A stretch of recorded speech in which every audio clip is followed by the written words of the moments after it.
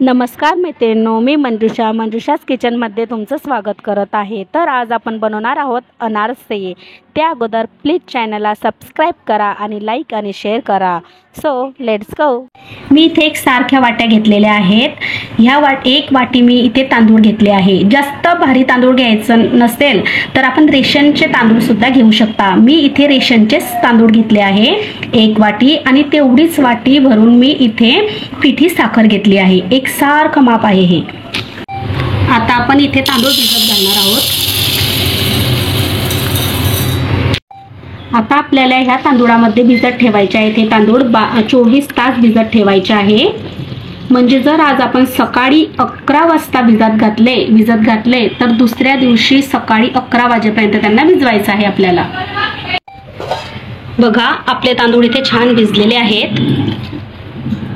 आता आपल्याला याच्यातलं पाणी सर्व काढून घ्यायचं आहे। आपल्याला याच्यात सर्व पाणी काढायचं आहे। आपण 24 तास भिजत ठेवले होते तांदूळ।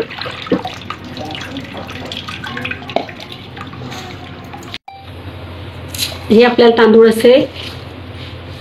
हे तांदूळ आपल्याला इथे छान स्वच्छ कापडावर पसरवायचे आहे व पंख्याखाली सुकू द्यायचे आहे, कारण ते आपल्याला घरीच मिक्सर मध्ये वाटायचे आहे। सुकल्यावर लगेच वाटले जातात हे।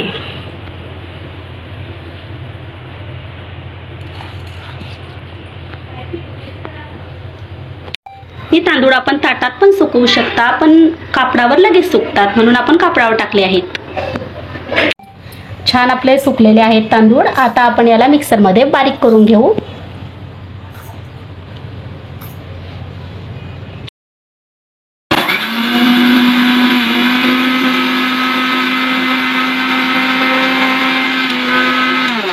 बघा, आपलं पीठ किती छान बारीक झालेलं आहे। आता आपण याला चाळणीने गाळूया। आता आपण हे पीठ गाळून घेऊया। खूप सोपी पद्धत आहे, लगेच बनतात अनारसे। या तांदळाच्या पिठामध्ये आता आपल्याला साखर ऍड करायची आहे। हे सगळं मिश्रण आपल्याला एकजीव करायचं आहे। हे पीठ आता आपल्याला पातेल्यात किंवा एका भांड्यात भरून ठेवायचे आहे, आणि दुसऱ्या दिवशी याचे आपल्याला आता छानसे अनारसे बनवायचे आहे। चला, दुसऱ्या दिवशी आता अनारसे करूया।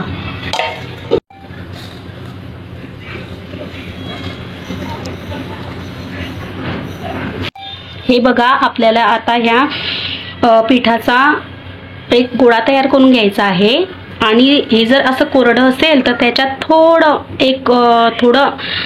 दूध आपण टाकूया, म्हणजे त्याचा गोळा होतो। पण जास्त नाही टाकायचं आहे, फक्त एवढं टाकून बघायचं। हे बघा, आपला किती छान गोळा झालेला आहे, कारण साखरेला पण पाणी सुटते म्हणून लगेच गोळा बनतो।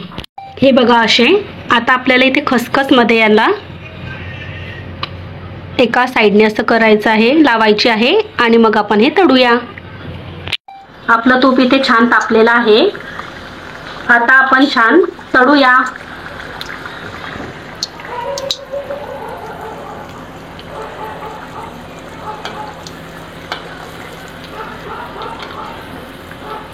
किती छान फुलताय।